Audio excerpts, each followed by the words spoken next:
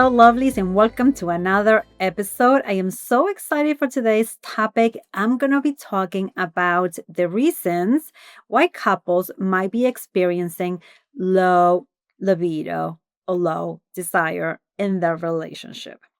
First, I want to show you a key concept that we're going to use to filter the rest of the information today that has a massive impact on what's happening for the partners and why they might be at different places when it comes to what they want out of their intimacy.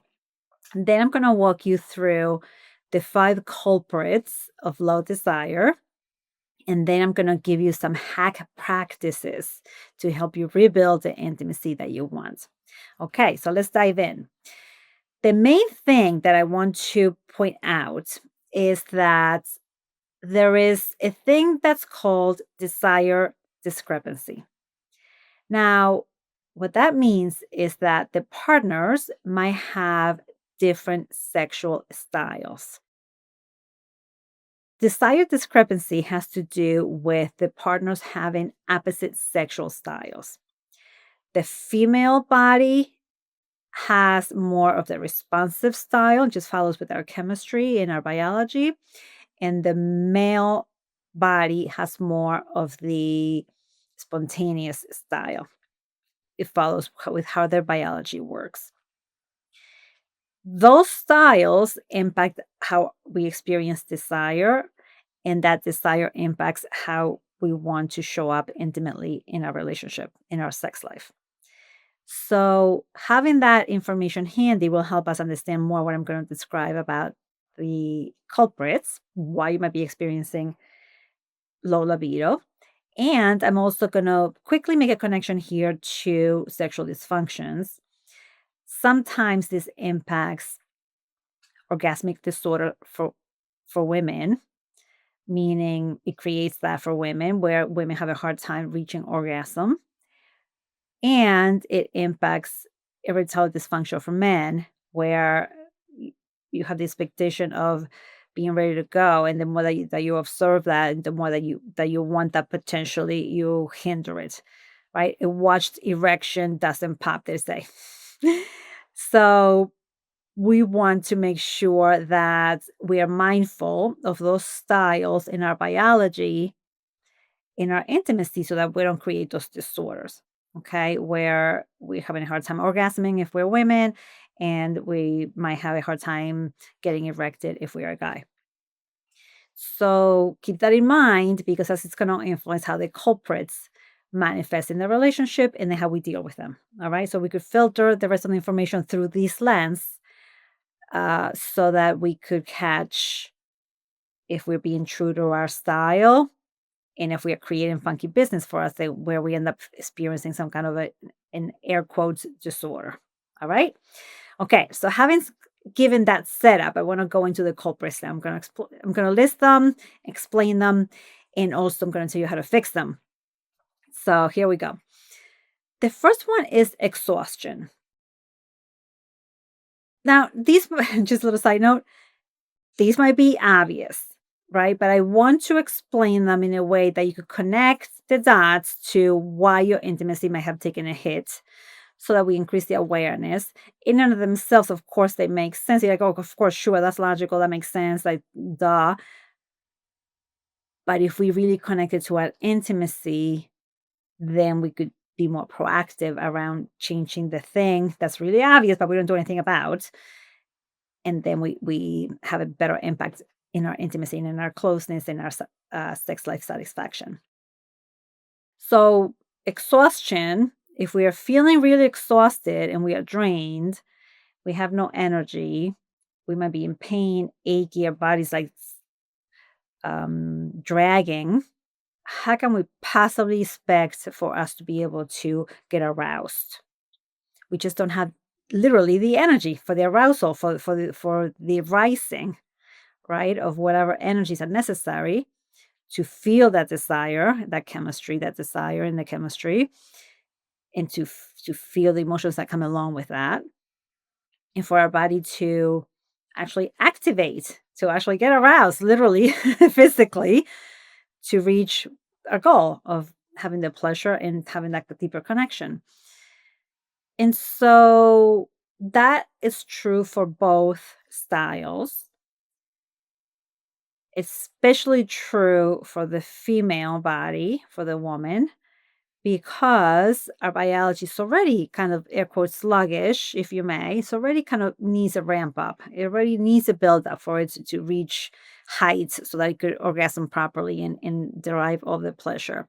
But if we're exhausted, there's no way that we could get up that ramp, right? It's already a steep ramp for us. We already have to work at that potentially, right? Or remove all the things so it's easier for us to get up that ramp. But if we have like no energy and we're dragging, we're sluggish, it's virtually impossible. So it makes sense that we have no libido and no desire. Now, all kinds of things affect this, from lifestyle, grind culture, lack of sleep, having given birth, having infants, sleepless nights, stress, hormones, like all kinds of things, right? And the same for the men. Stress, grinding, overworking, all the things. Is same thing, even though they might be easier to get aroused and to be ready, stress is a killer, right? So their body chemistry and their mindset, it still shuts everything down. They still have a hard time performing, or performing is probably not the best word for this, but even though that's how it's used, but I don't want to I don't want to buy into feed that whole thing. But it's still hard for them to get aroused or to be interested if they're tired, if they're stressed. Their body just doesn't respond. So how do we fix it? How do we address this? So number one, taking stock of, okay, what is our lifestyle? What are our routines? What are our habits? How nourished are we? How supported are we? Our what is our lineup for the day? What's happening that we're feeling so exhausted? We might have an actual physical reason, like an ailment. So getting physicals is very important. Make sure that your hormones are fine, your thyroid's fine, your iron, your vitamin D, like all the neurotransmitters, like all the things are functioning properly, so that it's nothing physical going on, either in the brain or in the body, the rest of the body. And then adjusting lifestyle things. How much sleep are we getting? What time are we going to bed? Sometimes we can help how much sleep we get if we have babies, if we're nursing, like this kind of stuff. That makes it even more challenging. But that could be a separate conversation. Just know that, well, actually, you know what? Let me make a comment about that. If you're nursing and if you have a little infant, please nourish yourself. Drink a lot of water, eat your nourishing foods, and try to get as much rest, sleep, however you can. Do shifts with your partner so that you get a nice stretch of hours in, if possible, at a time. I know, easier said than done. I know, I get it. Okay. Been there, been there with my clients, been there personally. I totally get it. Do the best you can. The more that you invest in adjusting that, the more easy that this gets. Assuming that you don't have an infant and that this is not your thing, this is not what you're going through. The next thing is you still might have young children, and the young children slash children might affect your sleep for a very long time yet. I understand this too. Or pets. I understand that very well as well. But again, what can we put in place so that we protect our sleep as much as possible? What are the things that we could do? Either sleep hygiene, going to sleep early, or trying to get long stretches of hours in, doing some kind of coverage with our partner so that we both have a chance to get enough sleep. So that's the sleep part. Then what does your day look like? Are you rushing? Are you running? Are you grinding? Are you not resourcing enough? Do you have your self-care? Are you nourishing yourself properly? Are you hydrating? You see all the things. And this is assuming that you're healthy, right? So if you have ailments or you take medicines, there's all the things going on as well. So take care of that. And then of course stress. Stress, like I said before, man, that just that exhausts us. Just is really, really taxing on our system in all the different ways. And so if we could mitigate that, now you might say, well, I can't get rid of the stress. It comes with the territory of all other things. Sure, you might have the stress, but you could do something about how this impact that the stress has and you become more resilient. So if you can't get rid of the stress per se, you could do something about having stress or how you manage the stress or how you counter the impact. That's the secret. All right. Some people have this crazy stressful jobs and lives and they don't do anything to counter the impact. That's first of all, we want to manage and reduce the stress, of course. But I hear all of you going like, I can't. This is the way it is. I understand. So I'm not even going to try to fight that with you right now. But you know what? You could put something in place to counter it. Okay. So at least the basics. What does that mean? Mindfulness practices, anything that nourishes you, exercise, things of that sort. Now, the rest of the day is also important. So the rushing around and the grinding, see how much you can mitigate that. Building a little cushion and transition times in between things, recharging, resourcing in the middle of the day, connecting to yourself and to others replenishes, and having somewhat of a wind down that's nourishing routine in the evening. That's more stress. Substances and bad food don't help anything. They might give you a little relief in the moment. They might give you a little a little hit of dopamine and all the sugar and all the things, but you're not doing yourself any service at the end of the day because now your body has to deal with all of that detoxing and cleaning while you're sleeping and it's focusing on that as opposed to nourishing and replenishing and addressing all the other things that it needs to do to help you having more vitality. So if your body needs to get rid of the alcohol, process all the sugar, repair damage that you've done to yourself, it's not going to have as much of a chance to do the cleansing in the brain, filing the information away, and doing other repair that might help you get that juice and that vitality. You see? Okay, so that's a lot of different things that I cover there. This is more of a wellness conversation at that point in that particular segment. But tweak, and you don't have to be like, oh my dear Lord, that's only the first one, and there's a gazillion million things to do. That's okay. The one that hits you the most, the one that was a 2 by 2 to your forehead, that's the one that you're like, okay, you know what? Let me do something about that one. This is how we deal with when there is too much stuff coming at us and too many things to change at once and it feels overwhelming. Okay. Pick the one thing. You're like, you know what? Let me do something about that and go for it. Crack that code, right? Put the thing in place, address the thing so that you can feel the impact and the difference. Okay, so that was for exhaustion. Number 2 is domesticity. What this means is that you become too domestic in your relationship and in your lifestyle. Everything becomes around running the household, dealing with the children, doing the business of life. You're living by your roles, husband, wife, or whatever, wife, husband, um, or mom, dad, whatever the combinations, right? Just the roles. You're just flowing and operating from that place, not from couple, lovers, partners, soulmates, or mates. That piece of the relationship gets lost in translation, and that's where the juice is. That's where you could create the good stuff to have the good sex life, more than good. That's where it comes from. If that goes away, that gets muted because all the other roles cover it. There is no juice. There is no polarity. There is no attraction, right? Everything becomes around doing. There is no being. There's no relaxing. There is no being able to show up with the essences of you, where the attraction was in the first place. And to top it off, you're probably both in masculine energy to take care of the business of life. There's nothing yummy about that. So we want to embody more of our core energy. So if we are women, we want to embody a more feminine energy when we are interacting with our partner, because where in the polarity is where the attraction is.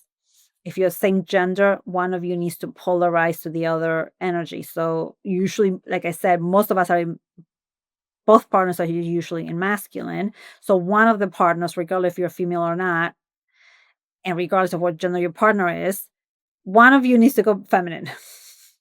Right? So never mind genders.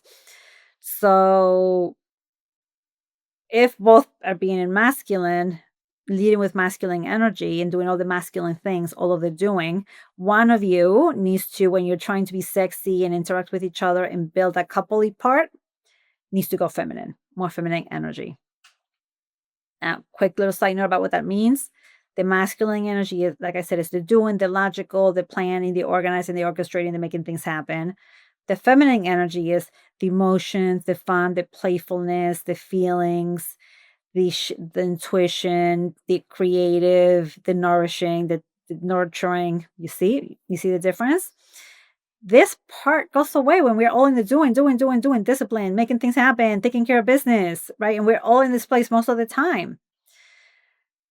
And so when we invite this feminine part up more, when we bring it up more, and our partners in their masculine, and we show up with our feminine, assuming that we are the feminine partner. And again, if you're the same gender, then you decide who's going to do what. We could take turns in roles too. Even if our partner is masculine, they could choose to male. They could still choose to be show up in their feminine energy. That's okay too. We both have both. So, but as long as it's polarity, that's where the attraction happens. You see, domesticity kills that. So we have to be super intentional about cultivating that. So in a private time or in times where, okay, we take care of business, now let's switch into being together and hanging out. We have to switch the energy. That's super important. We have to flip to the other side. The next culprit is expectation. Now, the expectations get in the way because they have a tendency to rent space in our head. And when we are in here, ruminating, thinking about things, processing, thinking about things, remembering things, worrying about who did what, how was the thing done, was the other thing not done, what might they be thinking about me, what might be going on about the other thing. Do they think I'm too fat? Do they think I'm too skinny? Do they think I'm ugly? Do they think I smell? Whatever, right? So if we worry about what might they be expecting or experiencing from us and vice versa, what we want from them, how come they didn't dress up for us? How come they didn't shower before we got into bed? How come blah blah blah blah, all the things that we do. We get too hung up in the thoughts. We can't drop down into our hearts. We can't be in our body. We can't feel our body. We can't experience our body. We're not in sensing being mode. How are we supposed to feel pleasure from that place? How are we supposed to get in touch with our energy and build it and culminate? So, the thing to do here is to do a little bit of cleansing before we go to intimate time. And intimate is not just sexual intimacy, by the way. I mean, this whole conversation is about sexual desire and libido, but this is also about connection and emotional intimacy. That gets impacted as well if we're all noisy in our head. And so, what to do is to clear the decks a little bit. Take a little bit of time to transition. Take a little time to spill your brain, dump your brain. That's the saying. Right. So, I'm known for this in my house. From dinner to hanging out. So let's say work, dinner, hanging out. I take a little bit of time there to transition just to dump my brain, like all the loose ends, all the things I'm supposed to be following up on, still do tomorrow, miscellaneous things, whatever, like anything that's running around in my head, I put it down. Right. I take a few notes of like all the little loose ends. So I go to hang out with a clear slate. Now I'm empty. I'm ready. right? I'm ready to be filled with yummy stuff. I'm ready to be available. I could get out of my own head. I'm not still processing. I could be fully present. That's huge for me, right? So I totally need to do that. Highly recommend it for people who have busy heads and who get stuck in all the expectation game and all the worrying and all the anticipation and all of these things. We get stuck there. So whatever you could do to empty out your head, to dump your brain, to stop processing and worrying about things, do that. And then you transition to being with your partner, because from that place you'll be more available and it's easier to go into your feminine if you're a woman, because you're not worrying about doing. You see, you get out of the noise if that's the thing that gets you, and you could be more into the being and therefore receiving, therefore relaxing and being in your body, and that's how you allow yourself to be able to ramp up and feel that desire. Now I'm focusing more on the doing side of this, but it could be any worries, thoughts, or any noise in your head, right? So you find your own flavor and then see what you need to do to address it. So for me, it's like all the things that I have to still do, for example. So that's why I do a brain tap and I capture all of that, all of that. For some people, it might be feelings about their partner, people who have had affairs or things happen like that in their relationship. They might have that playing out. People who have funky dynamics with their partner, they might be worrying about or thinking about all the ways that the partner let them down so they can't relax and be with them in a fun, pleasurable, vulnerable way because they have resentment. Very, very, very, very common. So you might want to journal, you might want to address those topics before you go into more private time. Okay, so tailor this to whatever your situation is more specifically so you address the expectations and the noise in your head so that now you could be available. Okay, so that was three, and that was expectations. So now for number four, for enmeshment, this one has to do with being together too much. Now, some partners might say, I wish, right? So usually feeling disconnected is a more pervasive state for couples, and therefore being together a lot might be thought of as a desired state. But let's clean that up. You could be together all the time and still feel very disconnected. This brings me back to the pandemic, right? If you recall, we were with each other 24/7 and people were freaking out and they were still not feeling connected. They were together too much, right? So you could be in the same space. I'm sure you've heard the thing that says you could be in a room full of people and still feel lonely, right? Same concept. You could be with your partner all the time and still feel disconnected. So it's not about the space that you're in per se that's important, but how you're in the space. And so this one plays out in that if you're together all the time, you kind of become like a blob. You're too enmeshed. You two together, where you don't have the the space to miss each other, to see different aspects, to bring different stuff in, to see them as separate from you, to experience the pull, right? To be inviting. If you're together all the time, all that stuff goes away because like you don't miss each other, you see each other all the time, you know everything. There's no questions, there's no wondering in a good way, no curiosity, right? Like all this stuff is like bleh. And so with this, what we want to do is find the balance between separateness and togetherness. Huge. People think that being together more should be the right way to do a relationship.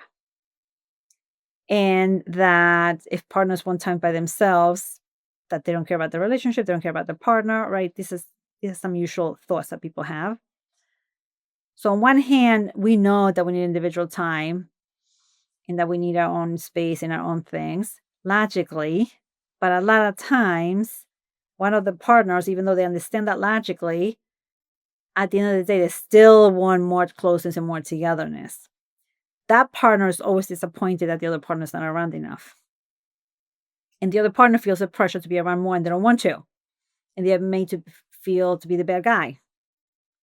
And so, what I want to clear up here is that it's totally fine, if not imperative, that you have individual time, that you have separateness, and that you find the balance of how much time together you have, and that you make that time meaningful. That it's not just being in the same space, because you could be in the same space and still not feel the connection, right? And so it's not about the quantity of time, it's about the quality of time, the intentionality that goes behind the time that you're together. And for those of you who are feeling like roommates and you're disconnected, you barely have any time together, the opposite is true. But again, you don't have to build in all this time. It's just a matter of finding the balance just the other way. How do you find more together time? That's meaningful. It doesn't have to be like, oh, let me just totally flip this thing and I have to find all this time to spend with you. That's not what we're saying. Okay. So you assess for yourself, where's your relationship at? And we have to find a balance that makes sense for your life. It doesn't have to be 50-50, whatever this balance that people seek, whatever balance, definition of balance people have. A way that serves you, meets your needs. That's what balance means at the end of the day. And so, somewhat of me time and us time, and what does that look like? Very intentional. So, you really nourish yourself and you really nourish the relationship. Okay. So, that's what that means. Okay. The last one is boredom. And boredom is when we do life by default, day in and day out, same things, grinding, basic routines, basic together time, not intentional, not having the experiences, not bringing in any good, yummy juice into the relationship. You're pretty much dull. You've muted your radiance by the monotony of things. And so, what we want to do with this one is to shake things up a little bit and do some different things. Have a different interest, have a different habit, have a different activity, have a different outing, bring different people into your life. And again, I don't want to make this overwhelming. You don't have to do all of the things. Whatever resonates, pick that one thing, right? Maybe I need to hang out with my friends a little bit more. Maybe I need to go to the gym a little bit more. Maybe I need to take an art class. Maybe I need to hang out with my family more. Maybe I need to take more trips. I don't know. I'm just saying. So, what does that look like for you? And how can you add more juice? How can you bring more aliveness? The more that you invest in yourself and you remove the monotony and the yuck and the noise and the grind and the stress, the more that your radiance can shine through. You see, the more sparkly that you become. And that's where the attraction comes from. And that's where the interest comes from. And that's where the allure comes from. And that's where the desire comes from. And that's where the libido is more alive and ready. You see? So, with all these things, with this five, our job is to mitigate the thing that's muting us and making us dead or not interested and just blah, putting a little thing in there so that we could remove any roadblocks for us feeling more radiant and more alive and more ready. So, quick recap, the five are exhaustion, domesticity, expectations, enmeshment, and boredom. Alrighty, so the last thing that I want to offer for today is hacks and practices. What does that mean? And what are we going to talk about here? So, a few things with this. The first one is three things, I'm going to offer you. So, the first one is that we want to make sure that we invest in our connection. When we are feeling connected, when we're feeling resourced, when we're feeling aligned, we feel safe. When we feel safe, we're able to let go. We're able to relax. We're able to get out of the head, become more available, and be able to like drop in and be present and be ready. So we could take things to the next level. If we're not connected, if we are worried, if we are stressed, if we are not feeling our partner, if we are having resentments, if we are fighting, right? We can't really go there unless you're having angry sex, but that's like the whole other thing. That's a different conversation. Most of us are not doing that, right? So most of us are feeling disconnected, and these are some of the things that would address that. And so our job is to create that safety so that we can take things to the next level. We could remove all this stuff that gets in the way, and then we could feel freely and be able to show up that way. So address the resentment, address whatever's annoying you, address putting things in place so that you could build that connection, deepen that connection so you feel more aligned. So whatever's getting in the way, again, put something there to remove it, to address it. So you create the flow again, you see? And you could get yourself there. The other one is the golden rule of sexuality. And I think I learned this in graduate school a long time ago. So somebody threw this out there as a thing, and I've made it a rule that I teach clients now. And that is sex one time a week. Now, don't shoot the messenger. Let me explain what this means. You might have a few resistances around that. Number one, you might say that's too little. Number two, you might say that's not romantic or sexy to schedule it. Fine. So this is what I say to you. Number one, if you're not having any sex, and you schedule and you have it, we're ahead of the game. That doesn't mean that you can't have more sex. You can have all the sex you want. You could be as spontaneous as you want. So I'm not saying that you schedule it once and you're done. I'm saying schedule it so that you have at least one. Okay? And two, it might not be sexy, but at least you're having some, and then you make sure you cover your bases. You could have all the other sexy as much as you want, as passionate as you want, as whatever. It might not schedule might not feel passionate or romantical or sexy or whatever, but it's what you do with it. At least you create a space for it. How you show up to it's up to you. It doesn't mean that because the schedule is going to be boring sex, right? So those two things don't go together. You can have all the romantical and spontaneous sex that you want outside of that, or rather than and as much as you want outside of that. So a schedule doesn't mean anything. It just means that you at least you get it, and you can have a lot more than that one time. Okay, so have fun. And then number three, date your partner. Now, so a few things here that come up. Date your partner doesn't mean a little bit of time together in the same room or doing a little something and you call it a day and that's a date. If that's what you're doing and that's all you can manage because life is nuts, it's better than nothing. So at least you have the couple times, some time together, and at least you're getting out together and you're doing something. Fine, that's fine. I'm not saying anything about that. If that's all you can manage, that's perfect. But please, I implore you, step it up a notch if you can. And that means that when you show up to the States, it's going to be not a doing date, not a, mm, not a just showing up to the date as your usual selves.